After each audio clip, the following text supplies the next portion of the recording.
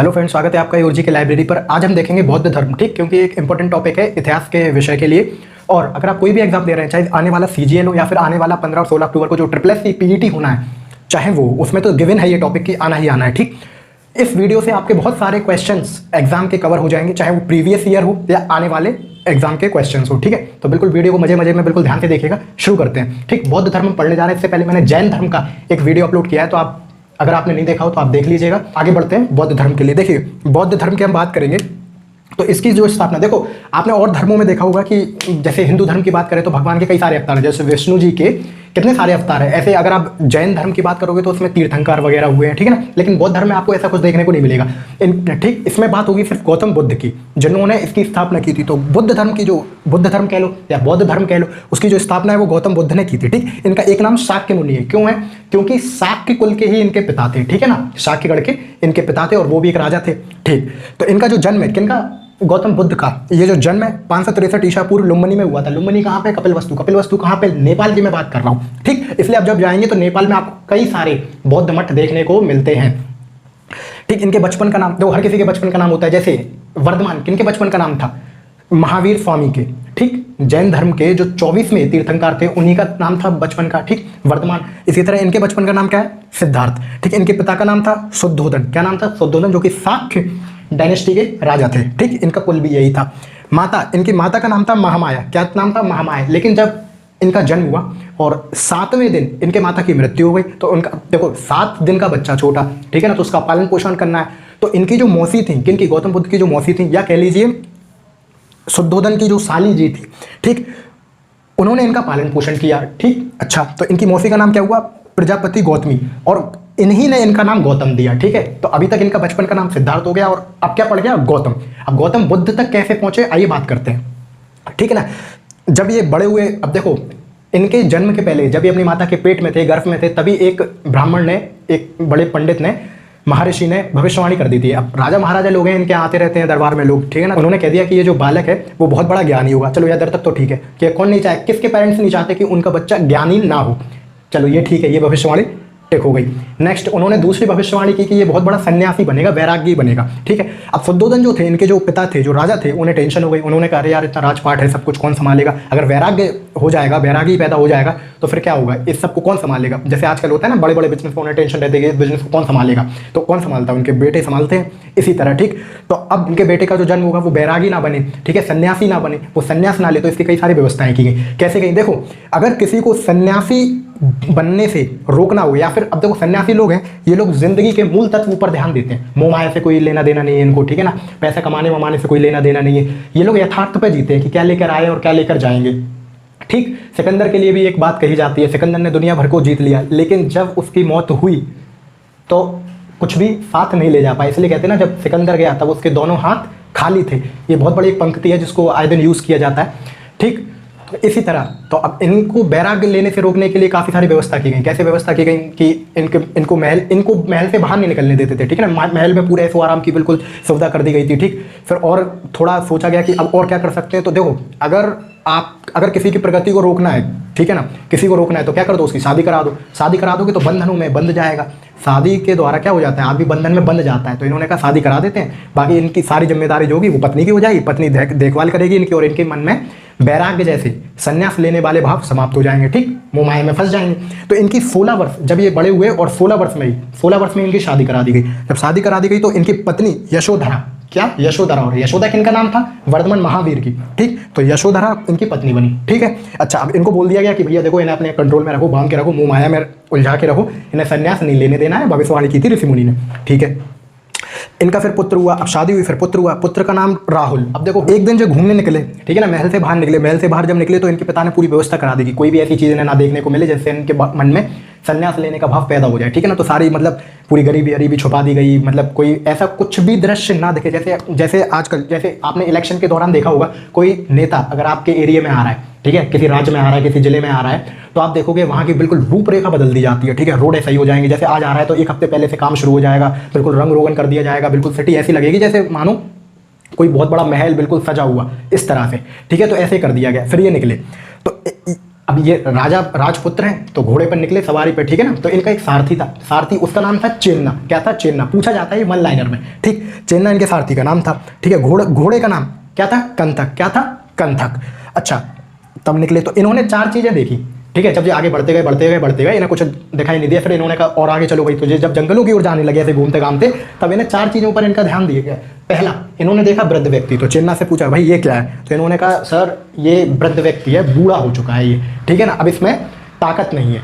तो इन्होंने पूछा, गौतम बुद्ध ने इन्होंने पूछा कि मतलब सभी बूढ़े होते हैं एक टाइम बाद? तो चेन्ना ने कहा बिल्कुल होते हैं, ठीक है। इन्होंने कहा तुम भी हो जाओगे? तो उन्होंने कहा सर हम क्या, आप भी हो जाओगे, आपकी वाइफ भी हो जाएगी। तो इन्होंने कहा चलो ठीक है।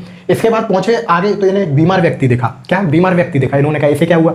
तो इनके सारथी ने कहा सर देखो ये बीमार है, ठीक है ना, मतलब ये अब खत्म होने वाला है, ठीक है ना, कुछ दिन की इसकी ज़िंदगी रह गई है। तो इन्होंने कहा अच्छा मतलब बीमार भी होते हैं? इन्हें ये पता चला। पर राजा महाराजा कभी महल से निकले नहीं, क्या इन्होंने गरीबी देखी नहीं, ठीक है ना, वृद्ध व्यक्तियों को देखा नहीं, बिल्कुल ऐसो आराम की ज़िंदगी जी रहे थे, ठीक। इसके बाद ये पहुंचे आगे, मृत व्यक्ति दिखा, लेटा हुआ बिल्कुल एक सैया पे। तो इन्होंने कहा ये क्या है? इन्होंने कहा सर ये व्यक्ति निपट चुका है, मतलब इसकी मृत्यु हो चुकी है, ये संसार से जा चुका है। इन्होंने कहा अच्छा मतलब सभी को जाना है, तुम्हें भी जाना है, हमें भी जाना है, हमारी वाइफ को भी जाना है, ठीक है ना। तो चेन्ना ने कहा बिल्कुल सही कह रहे हैं आप। उन्होंने कहा चलो और आगे बढ़ो। जब इन्होंने कहा और आगे बढ़ो तो इन्हें देखा एक सन्यासी। अच्छा, सन्यासी बाबा बिल्कुल अपने मस्त तपस्या में लीन बिल्कुल और प्रसन्न चित्त नजर आए। इन्होंने कहा ये क्यों है? इन्होंने कहा सर ये एक सन्यासी बाबा है, ये अपनी तपस्या कर रहे हैं। तो इन्होंने कहा इनके चेहरे पर खुशी क्यों है? तो कह रहे सर सन्यासी बाबा हैं, कोई मोह माया में बंधे नहीं है, किसी से कोई लेना देना नहीं है, ना पैसे की टेंशन, ना कमाने की टेंशन, ना कुछ, ठीक है ना, कोई मोह माया में नहीं बंधे है, ना कोई पुत्र है, ना पुत्री है, ना वाइफ है, ना कुछ, ठीक है। और ये सन्यास ले चुके हैं और बस अपने भगवान की आराधना में ये लीन रहते हैं, इसलिए बिल्कुल खुश हैं, प्रसन्न चित्त है, किसी चीज़ की चिंता है ही नहीं, ठीक है। तो इस चीज़ से ये प्रभावित हो गए। क्यों? पहले देखा बूढ़ा व्यक्ति, फिर देखा बीमार व्यक्ति, फिर मृत व्यक्ति देख लिया, ये तीनों दुखी। मृत व्यक्ति के जो चाहने वाले थे वो भी दुखी, ठीक है, लेकिन जो सन्यासी बाबा थे मात्र वही एक इन्हें प्रसन्न चित्त दिखे।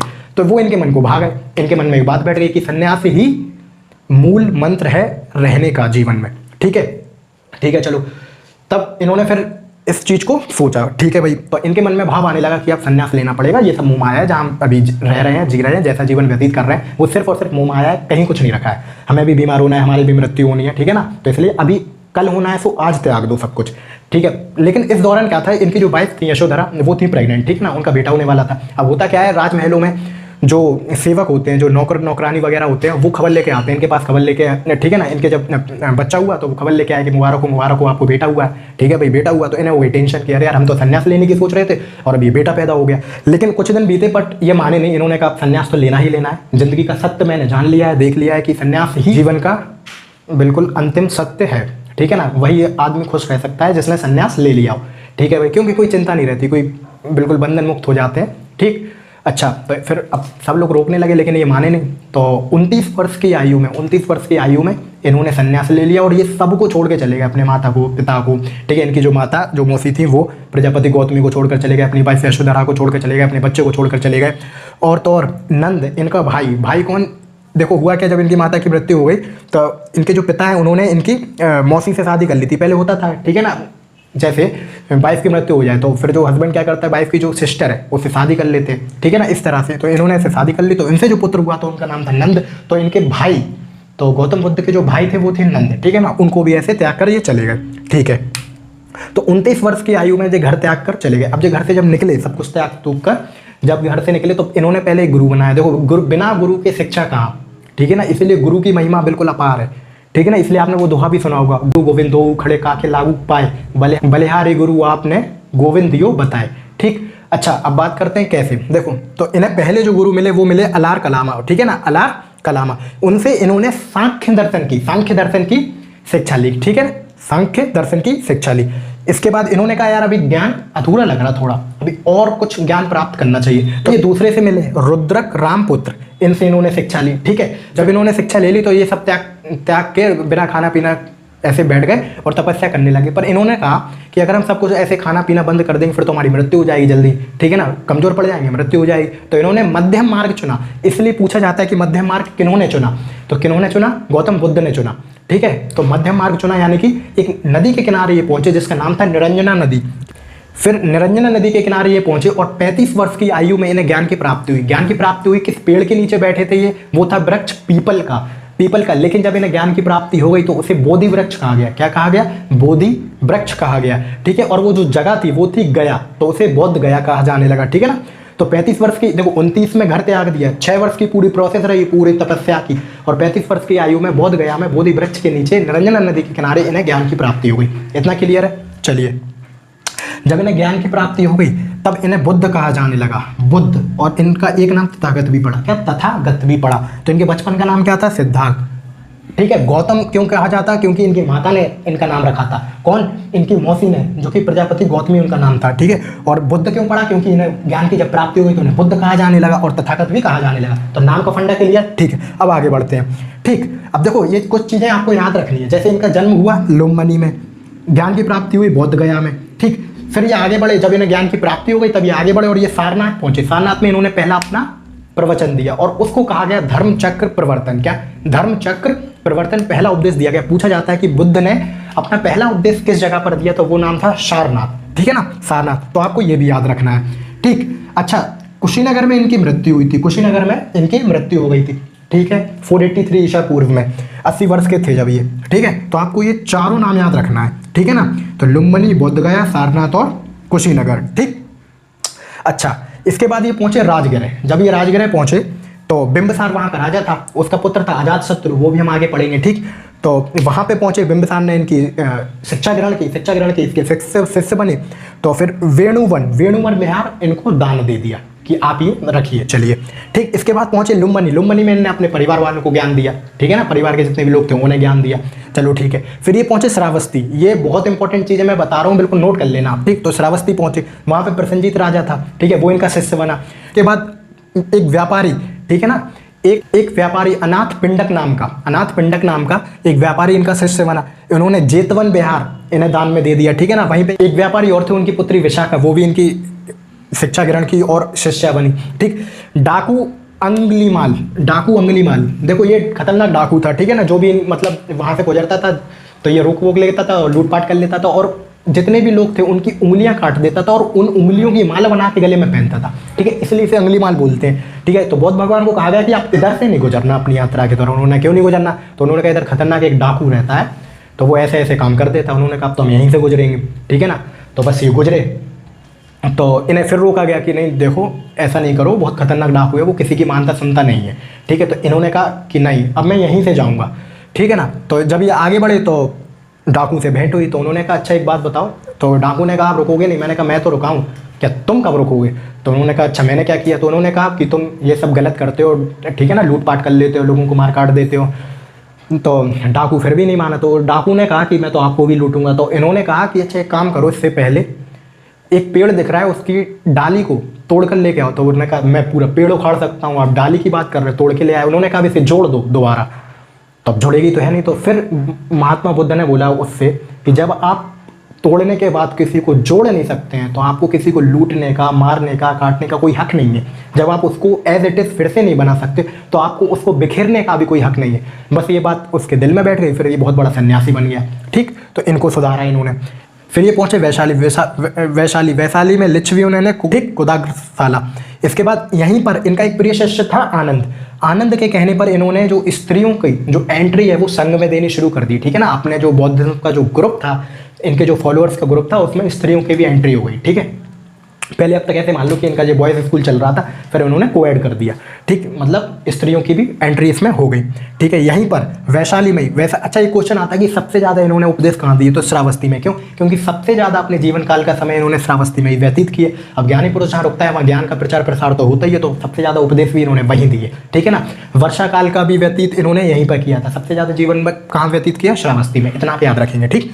After enlightenment. अच्छा, यहीं पर वैशाली में जो प्रजापति गौतमी थी वो इनकी शिष्या बनी। कौन? इनकी माता, ठीक है। इनकी जो पुत्री थी वो भी इनकी शिष्या बनी, ठीक है। वैशाली की जो नगर वधू थी आम्रपाली, वो भी इनकी शिष्या बनी, ठीक। फिर इसके बाद ये एक शिष्य, अपने शिष्य चंद नाम का पावा में जो रहता था वहाँ पर पहुँचे। वहाँ पर इन्होंने शुक्र मांस खाया, ठीक है। फिर हुआ क्या, उससे इन्हें एक रोग हो गया।